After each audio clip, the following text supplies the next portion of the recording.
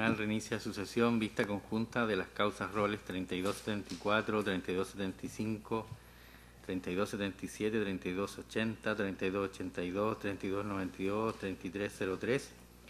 Requerimientos de inaplicabilidad por inconstitucionalidad respecto al inciso segundo del artículo primero de la Ley 18.216 y del inciso segundo del artículo 17b de la Ley 17.798, interpuesto por Enrique Concha Alarcón, Sergio Pereira Guayo, Nicolás Bruna Vilches, Luis Rivera Rocha, Danilo Rojas Rivera, Cristian Alberto Urueño y la Corte de Apelaciones de San Miguel. Tiene la palabra el señor relator José Francisco Layton. Muchas gracias, señor presidente. Se ha dispuesto vista conjunta en las causas roles ya anunciadas, en tanto en todas estas son impugnados el artículo 17b de la Ley número 17.798 de control de armas, que mandata al sentenciador penal a no tomar en consideración para determinar el quantum de la pena en los delitos de dicho articulado lo dispuesto en los artículos 65 a 69 del Código Penal y el artículo primero, inciso segundo, de la Ley número 18.216 de penas sustitutivas a la pena privativa de libertad, que establece la improcedencia de la facultad de decretar precisamente penas sustitutivas, entre otros, a los delitos contemplados en la Ley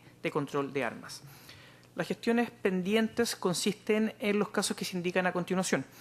El requirente del rol 3274, don Enrique Concha, ha sido acusado por el Ministerio Público ante el Juzgado de Garantía de Curacautín. A su turno, los requirentes de los roles 3275, don Segundo Pereira, y del rol 3277, don Nicolás Bruna, han sido ya condenados por los tribunales de juicio oral en lo penal de Cañete y el cuarto tribunal de juicio oral en lo penal de Santiago, respectivamente, y se encuentra suspendida la lectura de la sentencia de estilo. Por su parte, el actor de la causa rol 3280, don Luis Rivera, y en la causa rol 3292, don Cristian Urueña, han sido también condenados por el Tribunal de Juicio Oral en lo Penal de Los Ángeles y el Tribunal de Juicio Oral en lo Penal de Colina, recurriendo de nulidad para ante la Corte de Apelaciones de Concepción y la Corte de Apelaciones de Santiago, respectivamente. En el caso del rol 3282, don Danilo Rojas, el requirente, este ha sido formalizado ante el sexto Juzgado de Garantía de Santiago y se encuentra a esta fecha vigente el plazo de investigación llevado por el Ministerio Público. Finalmente, en el caso del rol 3303, este ha sido presentado por la Corte de Apelaciones de San Miguel en razón de una condena dictada por el Tribunal de Juicio Oral en lo Penal de Melipilla. En todos estos casos, las impugnaciones tienen que ver con ilícitos contrarios a la Ley de Control de Armas, en que los requirentes han sido, según sea el caso, formalizados, acusados o condenados. En estos requerimientos de inaplicabilidad ya enunciados, los requirentes hacen presentes las siguientes argumentaciones de orden constitucional para solicitar la inaplicabilidad de los preceptos reprochados. En primer término, señalan que se contravendría lo dispuesto en el artículo primero de la Constitución Política. Exponen que el constituyente, al establecer que las personas nacen libres e iguales en dignidad y derechos, norma que ningún ser humano es más que otros en cuanto precisamente a dignidad y garantías constitucionales. Señalan que la igualdad como valor establecido en la Carta Fundamental se ha tomado en una opción ético-social básica que el Estado debe propugnar y concretar, cuestión que no se materializa al establecer la pena privativa de libertad como la única opción a aplicar por el sentenciador oral. Acto seguido, la aplicación de las normas contravendría en el principio de igualdad ante la ley que ha sido establecido en el artículo 19, numeral segundo constitucional, que se concretiza en el valor de la no discriminación, prohibiéndose siempre la existencia de estatutos legales con derechos y obligaciones diferentes, atendiendo a consideraciones de carácter estrictamente personal y que no descansen en la razonabilidad como estándar fundante, valores todos que se enlazan con lo prescrito en los artículos 1.1 y 24 de la Convención Americana sobre Derechos Humanos. En tercer término, y desde el artículo 19, numeral tercero, inciso sexto de la Constitución Política, los requirentes exponen que las normas reprochadas atentan contra el derecho de toda persona a un procedimiento racional y justo, en cuanto éste debe basarse en penas proporcionales con una adecuada correspondencia o adecuación que debe existir entre la gravedad del hecho juzgado con la reacción penal del Estado. Conforme enuncian, y citando jurisprudencia a vía ejemplar de la Corte Suprema, la proporcionalidad de las penas está relacionada inequívocamente con la igualdad en la aplicación del derecho.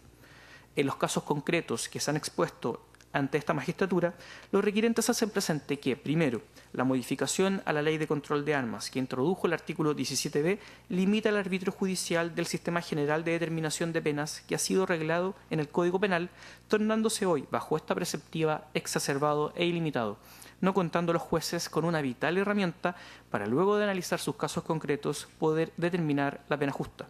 Lo mismo sucede con el articulado que desde el año 1982 ha sido establecido en la Ley de Penas Sustitutivas con claros fines de reinserción social, resultando hoy del todo incoherente la imposibilidad de que en ciertos delitos las personas no puedan optar a una pena sustitutiva a la privación efectiva de libertad.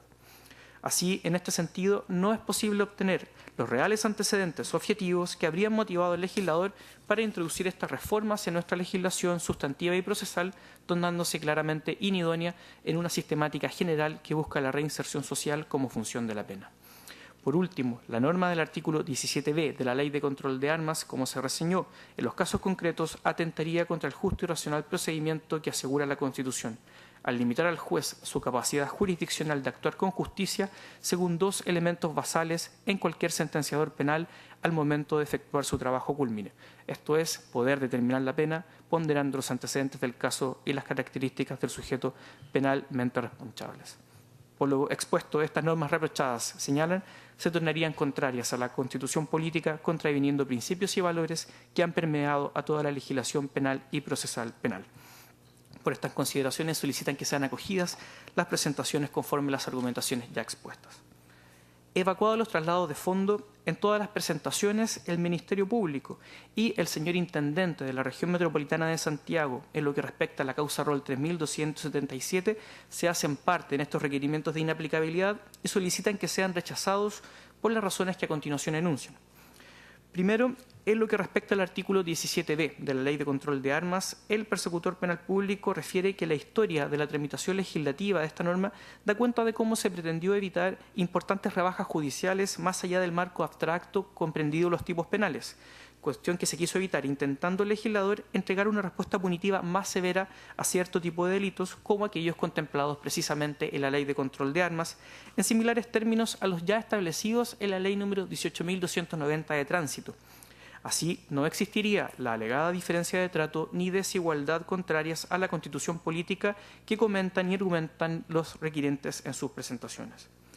En segundo término, el persecutor penal público expone que no estaría afectada tampoco la potestad jurisdiccional de determinación de las penas, ya que es definición y materia de competencia del legislador su definición, así como aumentar la severidad del castigo, asegurando en estos casos que el juez puede determinar la pena dentro del marco que la ley, soberanamente y dentro y respetando el marco constitucional, ha predeterminado.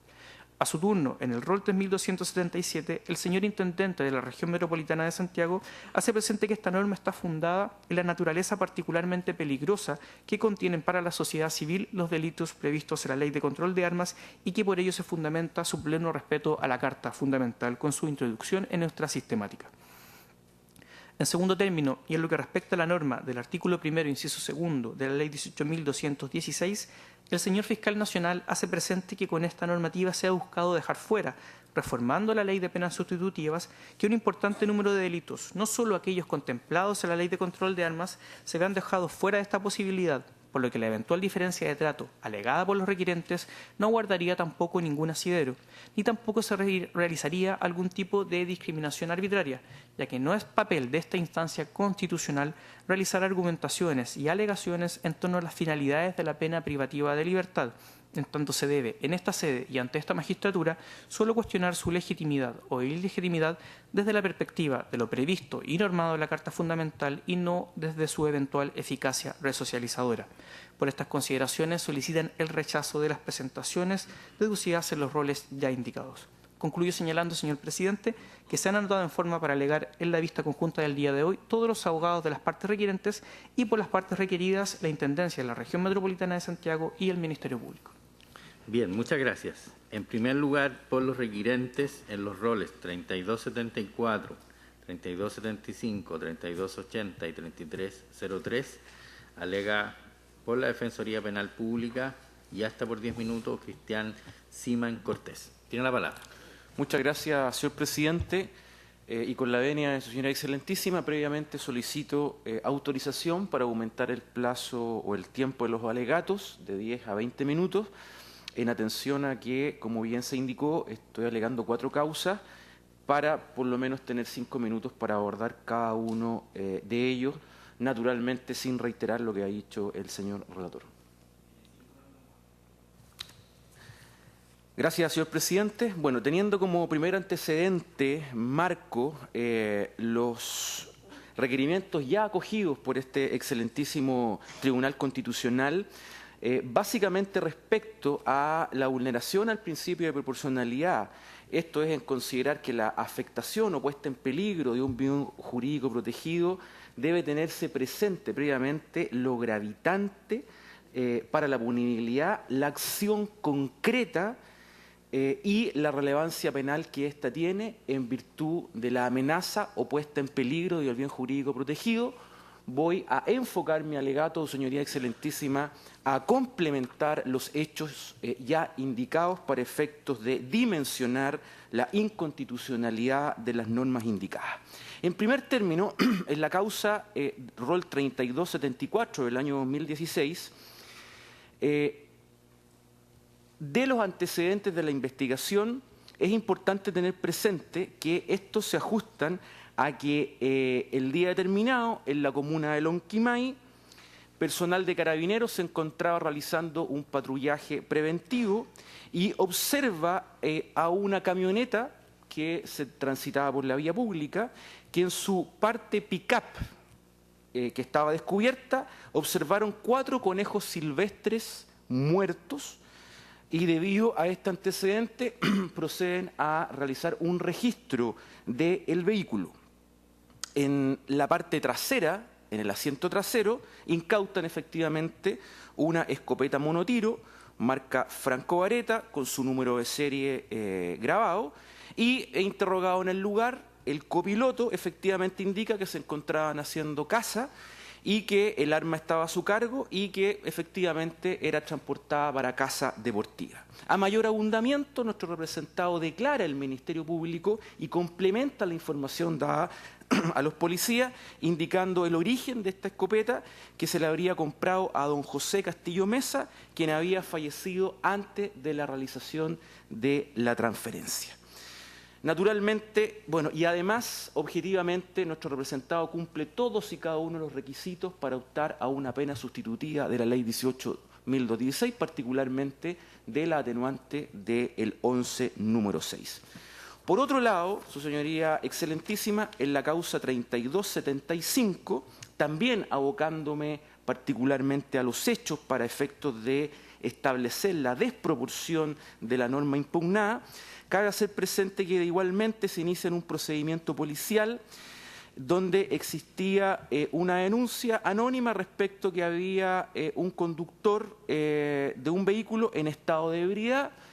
Con este antecedente, Carabineros concurre al lugar y encuentra a una persona que se encontraba de pie en la vía pública al costado de un vehículo que efectivamente se encontraba en aparente estado de ebriedad, y que eso es lo que detona el control de identidad, y al registro de sus vestimentas, en uno de sus bolsillos, se encuentra un revólver calibre 22 con su número de serie, y actualmente, por ese antecedente, nuestro representado se encuentra acusado por el delito de porte ilegal de arma de fuego, a la luz del artículo 9 de la Ley de Control de Armas. Igualmente, objetivamente, nuestro representado cumple con todos y cada uno de los requisitos para optar a una pena sustitutiva, particularmente la irreprochable conducta anterior.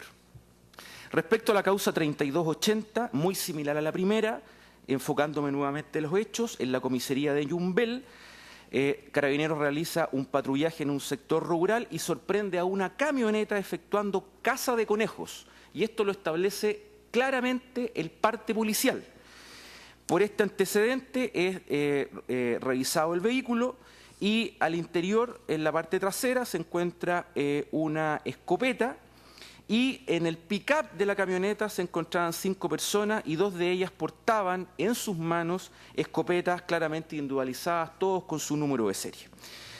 Se formaliza a los 3 sujetos, entre ellos nuestro imputado, y acá una situación muy particular, sin mayor fundamento, el Ministerio Público ofrece una salida alternativa, una suspensión condicional, solo respecto a 2 coimputados, no así a nuestro representado, sin perjuicio de que todos fueron formalizados por idéntico delito y todos tenían iguales modificatorias de responsabilidad, a saber, los 3, incluido nuestro representado, irreprochable conducta anterior.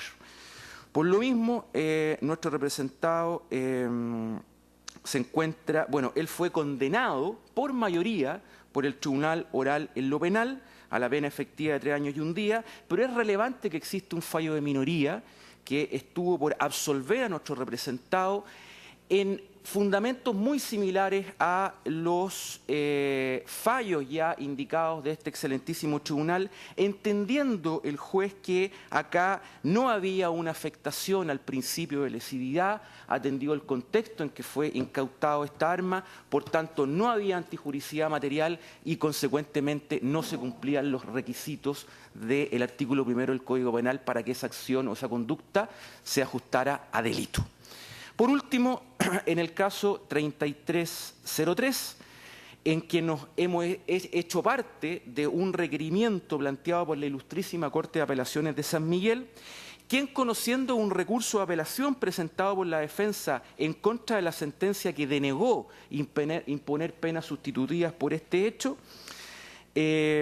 por expresa disposición del artículo 1 de la Ley 18.016, quien fue condenado por el Tribunal Oral en lo Penal a la pena efectiva de 3 años y 1 día.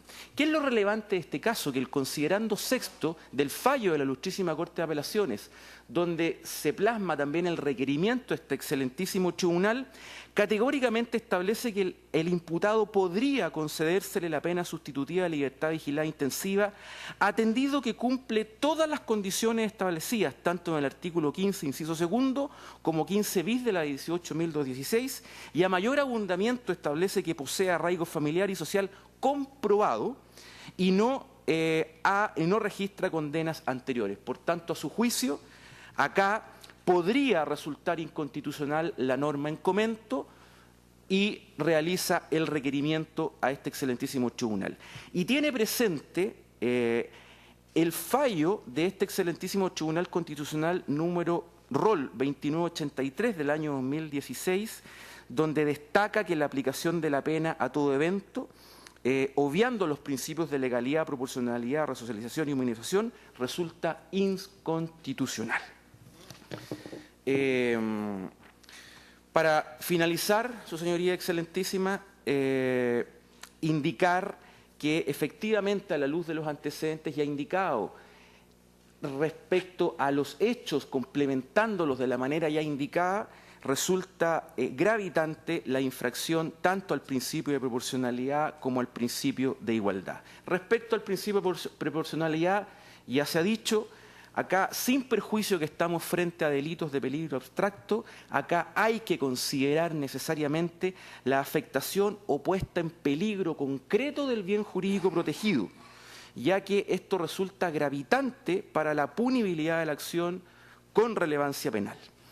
Acá, incluso, a mayor abundamiento, la excelentísima Corte Suprema, a propósito, por ejemplo, de los delitos de tráfico, ha estado por absolver a aquellos delitos donde no se determina el grado de pureza tanto en cocaína como en marihuana, justamente porque la falta de este elemento no logra establecer con claridad cuál es la afectación al bien jurídico protegido, en tanto no se establece que aquella sustancia sin este grado de pureza pueda dañar la salud pública y por tanto no se vislumbra la antijuricidad material. En este mismo sentido, digamos, y lo refuerzo porque ya la excelentísima Corte Suprema ya tiene abundante fallo con este mismo criterio.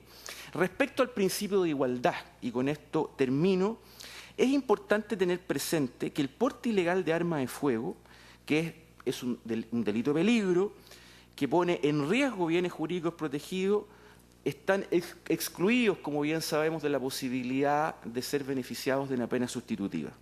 Pero si nosotros analizamos que existen en el catálogo penal otras acciones, otras conductas que no solo ponen en riesgo bienes jurídicos protegidos, sino que los afectan derechamente, delitos pluriofensivos que ponen en riesgo, por ejemplo, la propiedad, la integridad física, incluso la vida, y estoy pensando en el delito de robo con intimidación, en el delito de robo en lugar habitado o el mismo homicidio simple, ellos potencialmente, señoría excelentísima, pueden acceder a las penas sustitutivas de la ley 18.216, en cuanto el marco penal no supere el presidio menor en su grado máximo.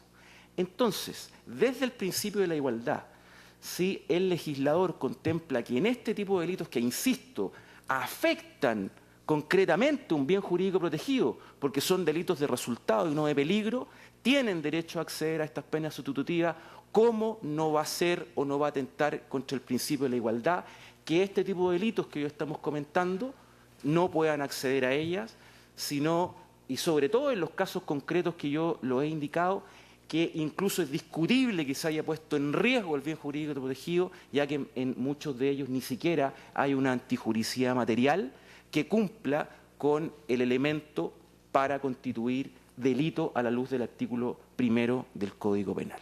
Por todo lo antes dicho, señoría excelentísima, solicito acoger los requerimientos por inaplicabilidad en los roles ya indicados para efectos de asentar de alguna manera los planteamientos de esta defensa en los casos concretos. Muchas gracias. Gracias a usted. En segundo lugar, por el requiriente Nicolás Bruna, en la causa rol 3277, alega el abogado Lorenzo Morales Cortés, hasta por 10 minutos. Tiene la palabra. Muchas gracias, señor presidente. Con la venia de vuestro excelentísimo tribunal, abogado Lorenzo Morales Cortés, por el requirente don Nicolás Bruna Vilches, solicitando se declara inaplicable el precepto y fundamentalmente el precepto primero de la ley 18.216, que fue reformada por la ley 20.813. Su señoría, ¿quién es el señor Nicolás Bruna Vilches? Es el primer estudiante detenido en el marco de manifestaciones estudiantiles en el año 2015.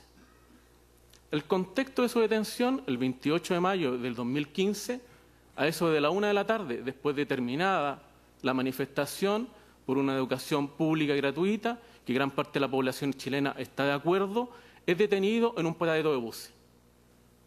Se le hace un control de identidad y se le encuentra portando una botella con queroseno, solamente con queroseno, y sueltamente unos pedazos de ropa.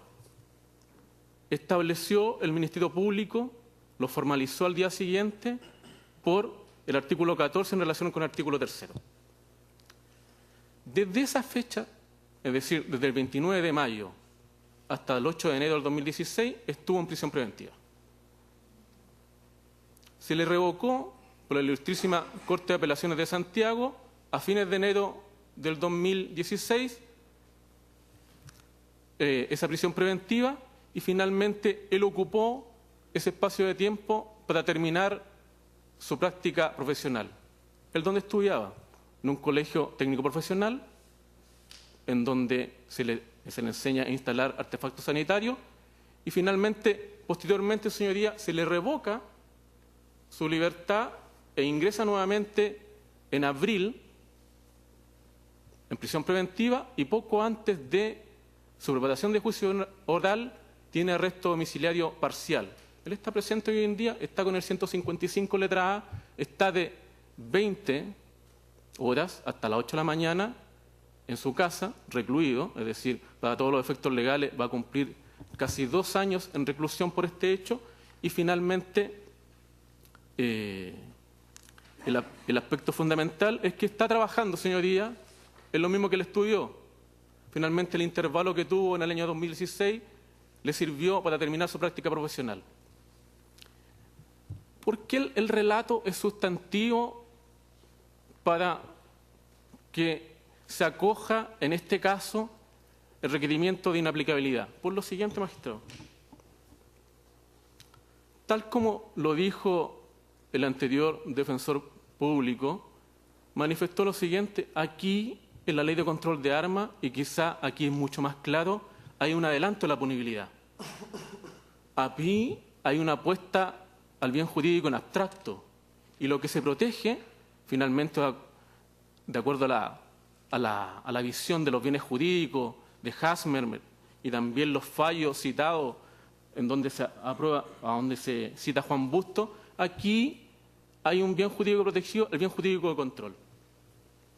Señoría, a través de esta reforma al artículo primero de la ley 18.016 ha pasado lo que ha dicho un jurisconsulto no muy conocido en Chile, que estuvo presente el año pasado en la Universidad de Chile, el 30 de septiembre del año pasado, en donde dijo: esto es una hipérbole del derecho penal. Ha pasado un hecho grave por lo siguiente: los jueces de garantía, ¿por qué estaban en la situación de que lo dejaban en prisión preventiva y lo dejaban con un arresto domiciliario parcial? Lo dejaban en prisión preventiva y lo dejaban en un arresto domiciliario nocturno. Señoría, porque hay un adelanto a la punibilidad. Finalmente, ¿qué es lo que se produce?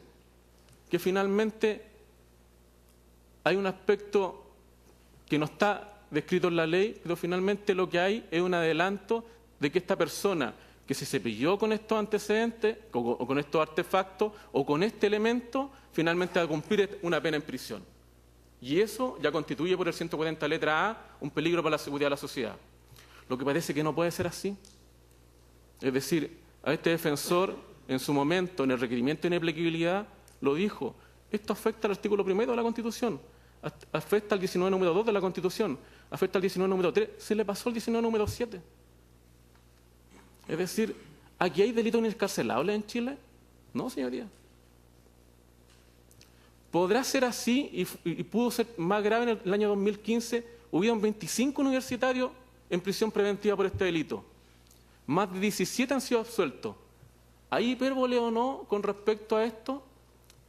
Su señoría, vuestra señoría excelentísima, hace 2 días, Roxin, invitado en Colombia, dijo que estas legislaciones son resabios de populismos punitivos, que finalmente no encuentran nunca a la sociedad humanitaria.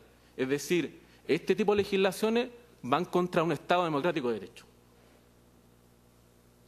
Es decir, una persona que está resocializándose, una persona que está educándose, tiene que tener esta condena. En el juzgado oral en lo penal, que tuvo veredicto condenatorio, se planteó un tema bastante tangencial y yo quiero que lo sepa vuestro excelentísimo tribunal. ¿Podrá ser una botella de queroseno un elemento prohibido? Si a una persona se le pierde el bidón de queroseno es parafina, podrá ir a comprar y que... Aquí hay un elemento de que finalmente es peligroso ser joven en Chile, es peligroso ir a una marcha. Ese es el aspecto de fondo y cree que aquí hay una desproporción. ¿Por qué no va a argumentar con respecto al 17 letra B de la ley 17.798, vuestra señoría excelentísima? Porque finalmente mi representado, y se investigó, vaya que se investigó su antecedente, mi representado tiene irreprochable conducta anterior, puede acceder en cualquier otra instancia o mucho antes de febrero del 2015 a la libertad vigilada intensiva o incluso en su momento la remisión condicional, pero quiere hacer acento que mi representado tiene irreprochable conducta anterior y también ningún sistema SAF. Es decir, en su minuto para buscar esta hipérbole, si tenía carácter anarquista, si tenía evento contra el sistema, señoría, está comprobado, y también en el juzgado oral en lo penal, que le costó mucho el veredicto condenatorio, en que mi representado tiene un arraigo social, vive con su madre y con su padre, tiene un trabajo y cada uno de los miembros trabajan. Es decir, si hay un aspecto de proporción, el ejemplo más patente, y por lo menos así lo entiende este defensor, es el caso del señor Nicolás Bruna Vilche, que ahora, y yo se lo manifiesto derechamente, está con arresto domiciliario parcial, es decir, él vuelve a su trabajo y finalmente tiene que llegar a las 8 de la noche a su casa. No se le pide finalmente de que no sea enjuiciado vuestra excelentísimo tribunal, sino finalmente lo que se pide es la pena alternativa, que va a ser bastante vigorosa. Libertad vigilada intensiva. Es decir, un funcionario de gendarmería va a ver que él siga trabajando, que no se siga inmiscuyendo, no sé, señoría, en protesta, no sé, en un Estado social democrático de derecho uno puede ir, a lo mejor no ir con, o que se le encuentre con un querosén, que un querosén es solamente un precursor de lo que dictamina y lo que se sanciona por el artículo 14, eso es lo que finalmente se alegó por la defensa y podría alegarlo en una eventualidad revisión. Que esto no es un arma incendiaria, que en ningún caso mi representado tuvo intención alguna, y hay un elemento más importante. ¿Cómo se objetiviza si una persona ha ocupado o no, o ha cometido en una marcha o en una manifestación un aspecto de prohibición? Señoría, se le hicieron los exámenes en sus manos, en donde se le encontraron negativo para el uso de nitrito, es decir, él no ocupó arma incendiaria alguna, llevaba ese elemento, se lo llevaba de vuelta a su casa. Es decir, la desproporción en donde está la ley de control de armas, todos sabemos de dónde nació, el año 72, etcétera, magistrado, el elemento de la punibilidad. Lo que finalmente, lo que cree este defensor, y lo digo con toda la responsabilidad, es que finalmente esta legislación y esta reforma a la ley 18.016 en el artículo primero es el paradigma de lo que planteó Raúl Osquino Zaffaroni el pasado 30 de septiembre del 2016 en la Universidad de Chile. Esto es parte, dijo Zaffaroni, a una respuesta del derecho penal subterráneo. Es decir, se le aplica el derecho penal tradicional a un conjunto de personas y el derecho penal subterráneo a las personas que son oprobiosas para el Estado. Muchas gracias. Gracias a usted. En tercer lugar, en la causa rol 3282, en el requerimiento interpuesto por Danilo Rojas Rivera, alega el abogado Felipe Moraga hasta por 10 minutos. Tiene la palabra. Muchas gracias, señor presidente, con vuestra venia, con la venia también de sus señorías excelentísimas.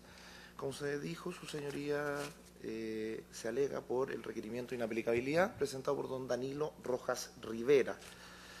Su señoría excelentísima, atendida la exposición del señor relator, la exposición de mis colegas predecesores, y además también su señoría en atención a lo ya resuelto por este excelentísimo tribunal hace 2 días atrás, voy a prescindir básicamente de las alegaciones de derecho y solamente enfocarme en asuntos de hecho que son extremadamente relevantes para el caso en concreto, ponerlos a vuestra disposición, su señoría excelentísima.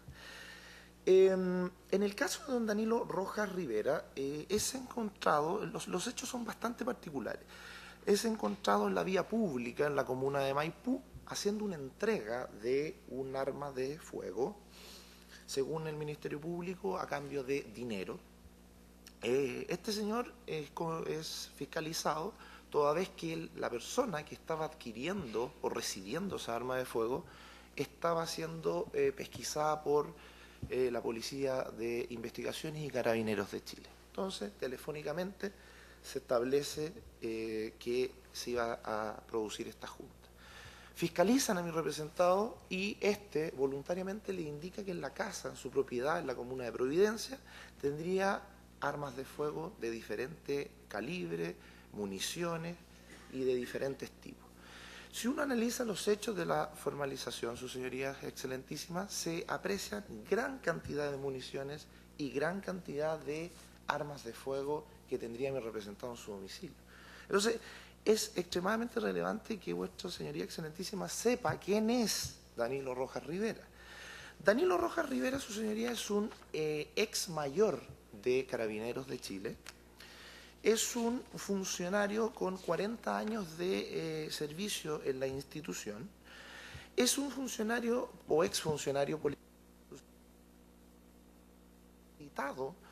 para la tenencia de armas de fuego, tales como escopetas, fusiles, pistolas y rifles, conforme la autoridad fiscalizadora con fecha de vencimiento de esta autorización el año 2020. Además, se encuentra inscrito para tenencia de armas para deporte y caza, según la Autoridad Fiscalizadora de Santiago, con vigencia indefinida. El señor Rojas Rivera es un destacado ex funcionario policial, el cual tiene múltiples premiaciones nacionales e internacionales con relación a su expertise, que es el arma de fuego.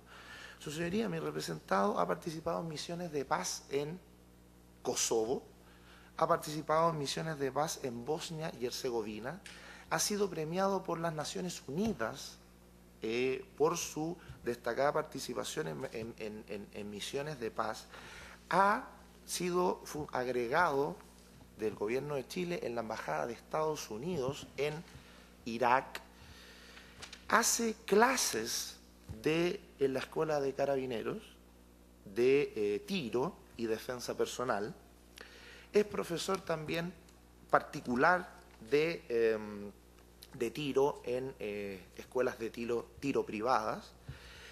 Su señoría, también el señor Rojas Rivera sufrió un atentado terrorista el año 88, así inclusive la Comisión Valech lo reconoce, en el cual, en producto de ir a desarticular un artefacto terrorista a un inmueble, toda vez que era parte del Grupo de Operaciones Especiales, este explota, murió gran parte de los carabineros que fueron a hacer esa operación y él quedó con secuelas graves, se encuentra pensionado por la institución, vuestra señoría excelentísima, por la dirección de personal, con un diagnóstico de trastorno postestrés traumático crónico, trastorno depresivo secundario y conflicto de pareja secundaria, todas patologías secuelares producto de este atentado terrorista en el cual perdió gran parte de su audición también. En ese sentido, su señoría, mi representado es que posee gran cantidad de armas de fuego. Me voy a permitir, vuestra señoría excelentísima, dar un ejemplo que incluso se dio en la Corte de Apelaciones. Para mi representado, el tener armas de fuego es como para el tenista Marcelo Ríos tener raquetas. Es exactamente lo mismo. Su señoría, hacer presente que esto también es un antecedente nuevo. Cuando se presentó el requerimiento, mi representado estaba en prisión preventiva en una unidad policial, pero la Corte revocó dicha medida cautelar. En este momento él se encuentra con cautelar del artículo 155 del Código Procesal Penal. Esto ocurrió el 21 de diciembre del 2016, aproximadamente a un mes de presentado el requerimiento ante esta sede. Se revocó, su señoría excelentísima, la prisión preventiva teniendo en consideración estas circunstancias y además teniendo en consideración una situación bastante particular para este caso concreto. Lo que ocurre es que en este caso el Ministerio Público atribuye una cantidad de tipos penales de la Ley de Control de Armas que la propia Corte de Apelaciones de Santiago, ilustrísima Corte de Apelaciones de Santiago, estimó que era una hipertrofia, toda vez que se podían subsumir todos los tipos penales en el evento de una condena, en todos los tipos penales en uno solo, porque está formalizado por tenencia, por porte, por tráfico de armas, y la Corte de Apelaciones, me permito leer con vuestra venia textual, señala que los delitos pueden subsumirse en otros, por los cuales ha sido formalizado, y además que la prisión preventiva no resulta absolutamente necesaria, por ende se revoca su medida cautelar de prisión preventiva. En ese sentido, su señoría, y también por qué me hago cargo de esto, porque el Ministerio Público, cuando contesta el traslado al cual lo invita a este excelentísimo tribunal, refiere que mi representado ya la discusión no es si procede o no procede el artículo primero, inciso segundo de la ley 18.016. Señala que cómo la defensa llega a una pena de que vaya en el marco que permita la libertad vigilada. Y es precisamente, se llega con el propio fallo de la Corte de Apelaciones de Santiago y con la propia teoría del caso de la defensa. Su señoría excelentísima, 11 de las armas incautadas a mi representado eran de su propiedad. 11 de las armas y sus respectivas municiones. Hay gran cantidad de armas que este señor tenía de colección. Ha adquirido incluso a otros colegas. O sea, todas las armas son adquiridas en el mercado formal y a otros colegas de la institución. Incluso hay armas adquiridas a generales. Hay generales que le han regalado estas armas para efectos de como una suerte de legado, un premio. Hay armas heredadas, hay otros funcionarios policiales que han fallecido y le dejaron su arma como por haber sido colegas de la institución, etcétera. Entonces, es un contexto que no viene dado en la formalización, pero sí está dado en los antecedentes. Está acreditado, porque así también se planteó en la Ilustrísima Corte de Apelaciones, estas circunstancias que he hecho presente. Se realizó un informe presentencial al imputado para efectos de ver si eventualmente en una audiencia de determinación de pena podría ser merecedor de beneficio y sugiere el beneficio para el imputado, en este caso Rojas Rivera. Hace presente todo lo que he señalado y mucho más, todo debidamente documentado, excelentísimas señorías, y sugiere la aplicación de la pena en el evento condenatorio de la libertad vigilada intensiva.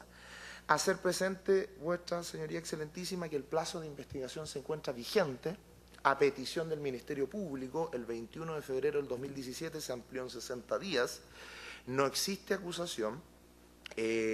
Solamente los tipos penales que esgrime el Ministerio Público están absolutamente dubitados, no tan solo por la defensa, sino que incluso en un pronunciamiento por vía cautelar de la Ilustrísima Corte de Apelaciones, se cuestiona por parte de la defensa la recalificación de estos hechos, y en ese sentido es bastante plausible que el tribunal oral que juzgue esta situación vea finalmente por qué delito va a condenar al imputado, si lo condena, y vea él, atendido en los méritos del caso concreto, si otorga o no una pena sustitutiva.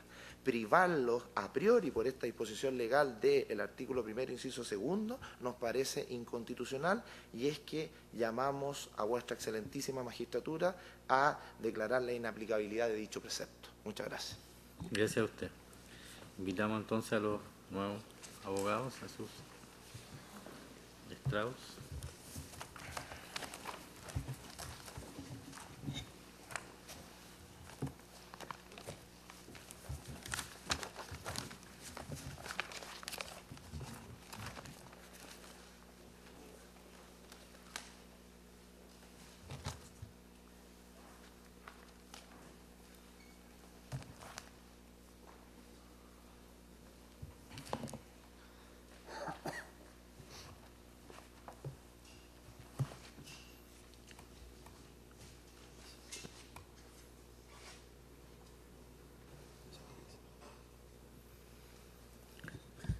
A continuación, por el requirente Cristian Alberto Urueño, en la causa rol 3292, alega el abogado Ernesto Núñez Parra hasta por 10 minutos. Tiene la palabra. Muchas gracias, señor presidente. Con la venia de este excelentísimo tribunal, alego en representación de don Cristian Alberto Urueña. Bueno, venía preparado, su señoría excelentísima, para quizás hablar de teorías y dogmática jurídica, pero creo que es muy interesante también, y a este respecto, ponerse desde la perspectiva del ciudadano.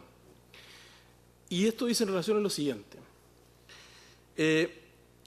Cuando hablamos básicamente de la reforma establecida por la Ley 20.813 respecto a la Ley 18.216 y la Ley de Control de Armas, creo que estamos frente a una figura que pretende caricaturizar una situación respecto a la cual quiero referirme enfáticamente. Quien represento no cae dentro de esta caricatura.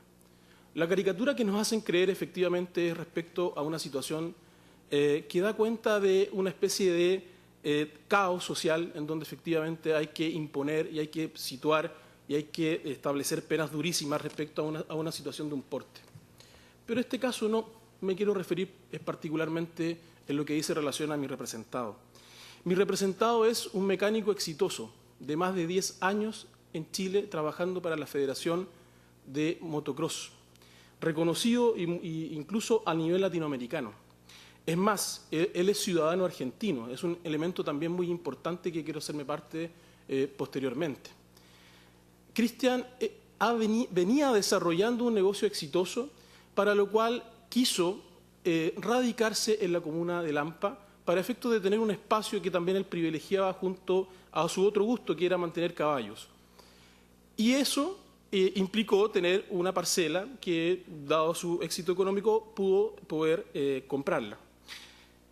Establecidos estos supuestos, él realiza sus trabajos mecánicos y tiene mucho que proteger, porque tiene muchas motos, en fin, en ese lugar. Le llama la atención, porque no conocía muy bien, le habían dicho que era un buen lugar, pero le llama la atención que había bastante inseguridad. Frente a eso, él comienza a preguntar respecto a cómo poder establecer o cuáles serían los elementos para tener un arma. Y fíjese, su señora ilustrísima, que una de esas personas a las cuales él le hace este requerimiento es precisamente a un carabinero de la zona, de Lampa. Y curiosamente, toca el caso que este carabinero es además amante del motocross y por lo tanto le pide en varias ocasiones, en más de una vez, que le realice trabajo respecto a esta motocicleta o a estas motocicletas que tenía. En una de esas situaciones, este carabinero, ¿no es cierto?, que trabajaba en la unidad de Lampa, le dice que no tenía cómo pagarle el servicio y por lo tanto le dice que, atendido lo que ya tanto le decía mi representado sobre las situaciones de inseguridad, le dice: yo te puedo dejar esta arma en garantía, que es mía, y que tú la puedes ocupar, y que hoy yo te voy a ayudar a hacer todos los trámites para poder regularizar esta situación, regularizarla e inscribirla. Mi representado, confiado absolutamente en que incluso su cliente, que es autoridad como carabinero, le entrega el arma, la recibe confiado, esperando que le pudiera pagar a cambio de mantener esto en una especie de garantía. Bueno, pasa un mes, su señoría ilustrísima, y el carabinero no le paga a mi representado, y mi representado se comienza a poner bastante inquieto. Quería regularizar la situación, quería incluso no tener esa arma, sino que tenía su propia arma, y para eso entonces confiaba en la figura de este carabinero. Le pide un montón de veces que por favor le vaya a retirar el arma y nunca lo hizo. Pues bien, viene entonces el cuestionamiento de parte del señor Urueña y dice, de las cosas que él veía a nivel nacional, dice: entrega el arma. La campaña entrega el arma. Entonces, premunido de cierta situación, incluso se hace acompañar de dos personas, le dice: por favor, acompáñame a dejar el arma a la unidad policial, que es donde precisamente trabaja este carabinero que se la entrega en garantía. Y resulta que en el lapso intermedio, su señora ilustrísima, entre que no era superior a 5 minutos de diferencia, hay un control de carabineros y él sospechosamente cree que incluso los carabineros se dirigen específicamente a revisar la camioneta donde él portaba el arma. El arma estaba portada en la guantera de su vehículo con el objetivo de poder llevarla a la unidad policial. Ese era su objetivo. No existía ninguna situación irregular o eventualmente esta caricatura que nos hace creer, ¿no es cierto?, esta modificación a la ley ya citada. Pues bien, acá hay una situación que quiero referirme. Quiero referirme y por eso quiero referirme a la perspectiva del ciudadano. Hay un autor, Epstein, que dice: nuestro gran nivel de ambición social da lugar a un muy complejo sistema de reglas legales que solamente abogados pueden entender y en las que solo ellos pueden navegar. Se refiere esto incluso hablando de menos pragmáticas. ¿Qué quiere decir esto? Es decir, efectivamente existe en la modificación de la Ley 20.813 una contextualización totalmente distorsionada a lo que efectivamente creemos que sería el objeto que pretende la sociedad al momento de regular normas como esta. Quiero incluso, desde la perspectiva del ciudadano, también referirme a una discusión que tuvimos con las personas que eran parte de esta asociación de motos. Una persona me dijo lo siguiente, me dijo: abogado, entonces, si yo, y discúlpenme su señoría ilustrísima si ocupa un lenguaje coloquial, si yo quisiera joderme a una persona, entonces es tan simple como yo poner un arma en su vehículo, en la guantera, y después decirle a un carabinero que lo fiscalice. Y la verdad es que me dejó bastante perplejo. Me dejó perplejo, porque incluso cualquiera de nosotros eventualmente podría estar expuesto a esta situación, y no a la figura de la caricatura que establece la reforma. Mi representado en los hechos tiene irreprochable conducta anterior. Es un ciudadano que tampoco tiene ningún registro en los sistemas de la Fiscalía por alguna denuncia. Nada. Es decir, una persona que perfectamente pudo haber optado a cualquier tipo de beneficios, y no solamente beneficios alternativos, sino que además incluso a la rebaja de su pena en el quantum, cuestión que tampoco permite esta modificación a la ley. De tal manera que efectivamente creemos que estamos sin duda alguna frente a la situación expuesta, fáctica, de quien represento, a una vulneración evidente al principio de proporcionalidad y un principio de igualdad.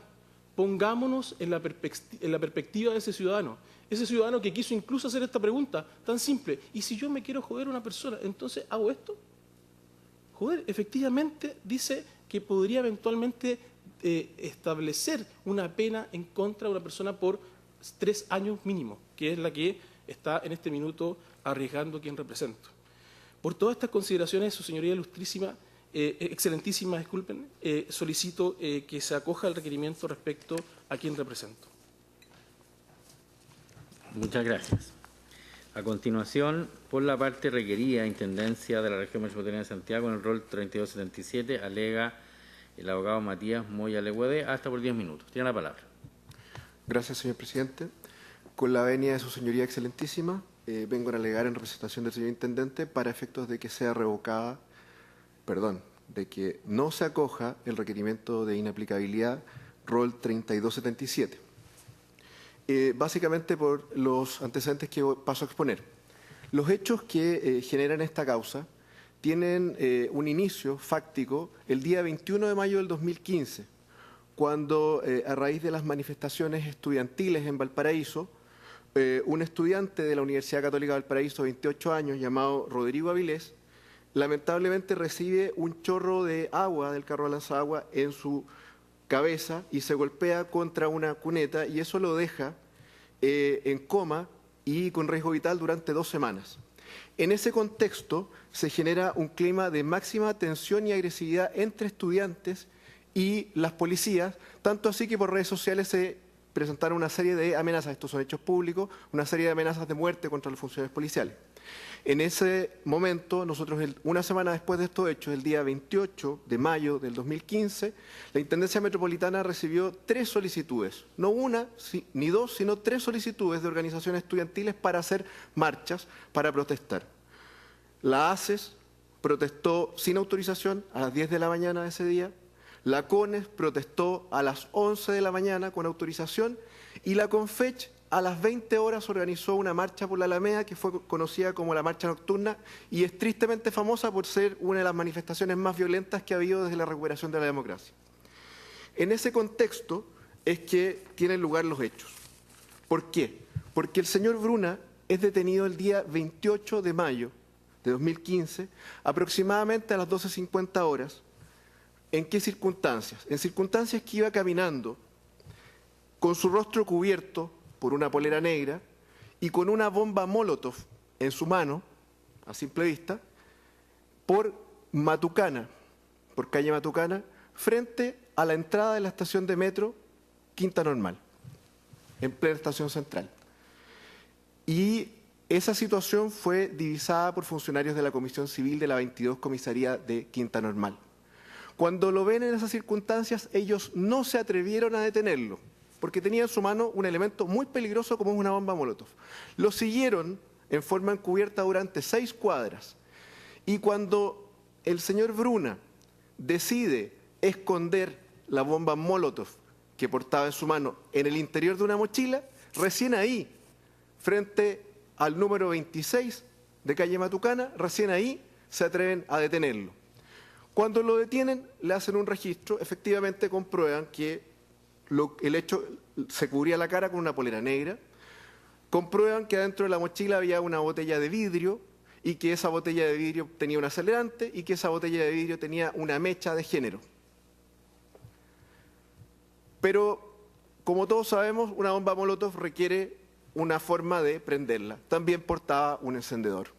Además portaba una honda con un elástico grande rojo y un proyectil para esa onda muy particular. Era un dado al cual se le habían adherido 2 clavos con cinta adhesiva y que lo tenía también escondido en su mochila. Estos hechos son los que dan lugar a una causa criminal. Una causa criminal que significa un control de detención y significa que el señor Bruna llega hasta un juicio oral que termina con un veredicto de condena por porte de arma prohibida el día 24 de noviembre del 2016. Esa causa criminal está en espera de una audiencia del artículo 343 de fijación de pena, pero el señor Bruna está condenado. Nosotros entendemos que estos hechos son graves. Nosotros entendemos que el señor Bruna no es un cazador en el campo buscando conejos. Nosotros entendemos que el señor Bruna no es una persona que se le quedó en su bolsillo su arma inscrita y salió a la calle. Nosotros entendemos que el señor Bruna andaba por plena vía pública en un momento donde había un día donde hubo 3 manifestaciones públicas, donde había amenazas públicas contra la seguridad personal de los carabineros, portando un elemento extremadamente peligroso como es una bomba Molotov. Y desde esa perspectiva queremos hacer hincapié en que esa bomba Molotov es un arma de tipo prohibida. La ley de armas distingue entre armas permitidas y armas prohibidas. Las armas prohibidas, como es una bomba Molotov, no las puede tener ni ninguna persona ni ninguna institución bajo ninguna circunstancia porque son de alto riesgo. Desde esa perspectiva no existe ninguna justificación para portar una bomba Molotov en esas circunstancias. Y por eso es que nosotros estimamos que las normativas impugnadas en el requerimiento del señor Bruna, esto es el artículo 1º, inciso 2 de la ley 18.216, esto es el artículo 17b, inciso 2 de la ley de armas, son normativas que en este caso concreto, por las circunstancias concretas, fácticas, en que tiene lugar, no resultan desproporcionadas y tampoco resultan discriminatorias, porque nosotros entendemos que la situación descrita es muy grave y por eso es que solicitamos a sus señorías excelentísimas que rechacen en todas sus partes este requerimiento. Muchas gracias. Gracias a usted. Finalmente, por el Ministerio Público en todas las causas, alega el abogado Hernán Ferrara, hasta por 10 minutos. 5 minutos más.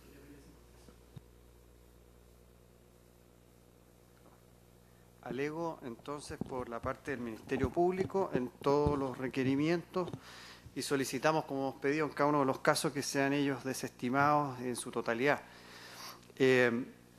Evidentemente, como conocemos los fallos recaídos en estas materias recientes, nos vamos a dedicar a hacer las apreciaciones que nos parecen pertinentes al margen, digamos, de los fundamentos ya conocidos, y que en nuestro concepto, en algunos de estos casos, debiera conducir también al rechazo de todo o parte de los requerimientos planteados.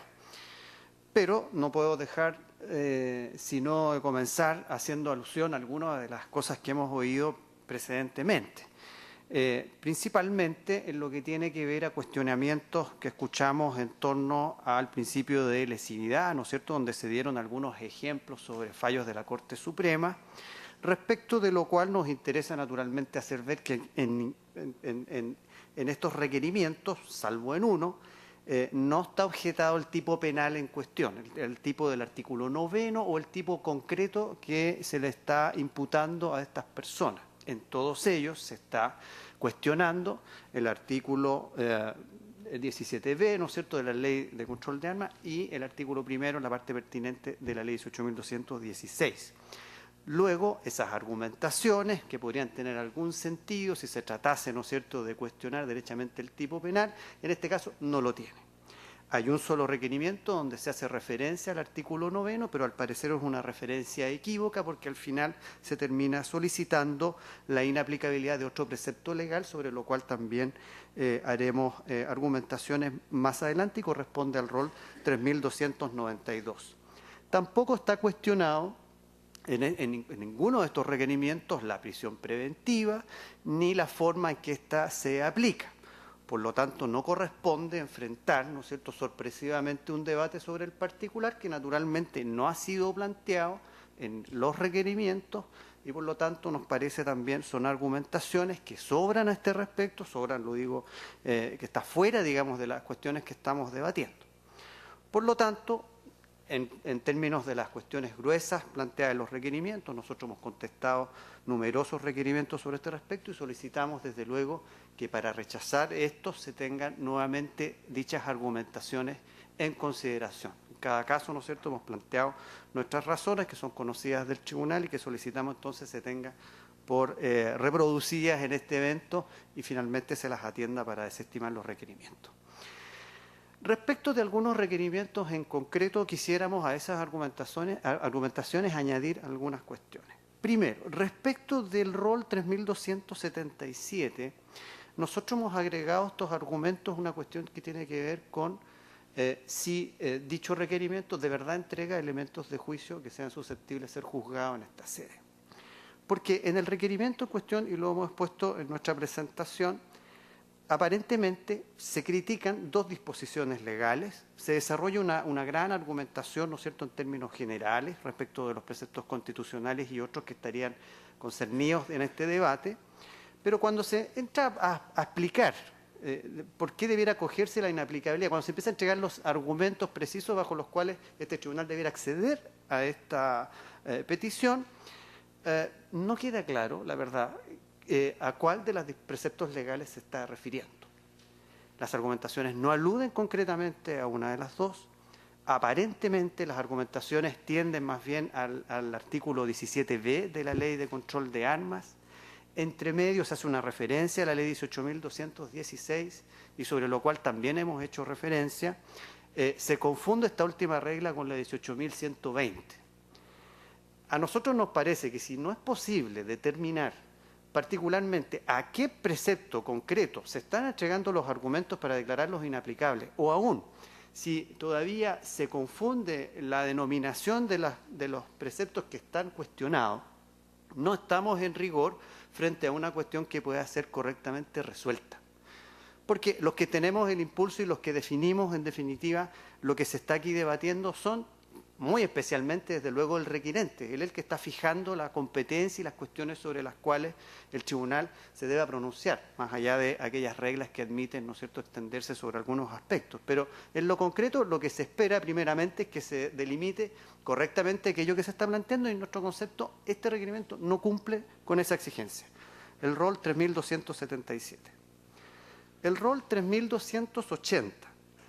El rol 3280 es una causa que se encuentra en una situación, hay otra causa que está también en la misma hipótesis, pero se encuentra ya revisado un recurso de nulidad por la Corte de Apelaciones. Este es un caso donde hay una condena, donde se ha recurrido por parte de la defensa un recurso de nulidad, no se ha ejercido el recurso de apelación del artículo 37, por lo tanto lo único que queda pendiente, en este caso, es el recurso de nulidad presentado. Con la siguiente particularidad: antes de que fuera suspendido el procedimiento, la Corte de Apelaciones, en este caso la Corte de Apelaciones de Concepción, señala el 21 de noviembre de 2016 que se encuentra acordado el fallo y se entrega la redacción a la ministra Valentina Salvo, ministra titular de ese tribunal. A nosotros nos parece, y eso es lo que hemos planteado en nuestro requerimiento y luego argumentamos también en esta sede, es que aquí ya no estamos frente a una gestión pendiente, ¿no? Que por lo tanto lo que encontramos en definitiva es una situación que en cuanto al fondo consiste en que la regla ya fue aplicada en definitiva y por lo tanto no procede en definitiva a acoger o hacer lugar a los reclamos que están aquí planteados.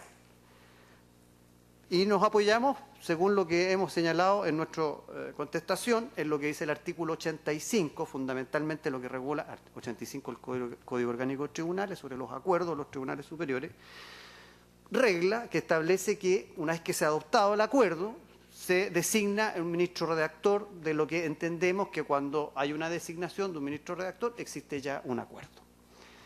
En consecuencia, el acuerdo que ya está adoptado es un hecho que ya ha sucedido y sobre el cual nos parece ya la inaplicabilidad no puede actuar porque la inaplicabilidad es anterior, ¿no es cierto?, a la aplicación de las reglas. Tiene que actuar ¿no es cierto?, previendo la aplicación de las reglas y no corrigiendo, porque no es un mecanismo de corrección de actuaciones o resoluciones judiciales.